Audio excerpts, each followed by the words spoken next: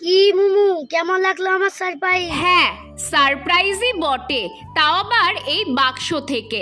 ছেলেটার কাণ্ড দেখে মাঝে মধ্যে আমি অবাক হয়ে যাই। আর বলো না, সকালবেলা ছাদে এসেছি, অনেক দেরি হয়ে গেল। শীতের ছাদ বাগান এবার শুরু করতে হবে। ছাদটা কেমন ফাঁকা ফাঁকা হয়ে গেছে।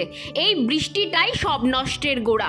মনে মনে এই সবই ভাবছিলাম। ও মা, পেছন থেকে বিচ্ছুটা এসে বলে, মুমু তোমার জন্য একটা সারপ্রাইজ আছে, বাক্সটা খোলো।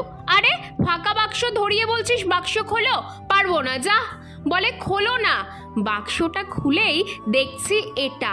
বিচ্ছুটা আজ সকালে বাবার সাথে বাজার গেছিল, গিয়ে দেখছে বাজারে আমি যেই গাছ কাকুর থেকে গাছ কিনি সে শীতের চারা গাছ নিয়ে বসেছে। ছোট মানুষ বুঝতে পারেনি কোনটা নেবে, শুধু বলেছে শীতের একটা ফুল গাছের চারা দাও, আর সেই গাছ কাকু তাকে এই ভাড়বেনার চারা ধরিয়ে দিয়েছে।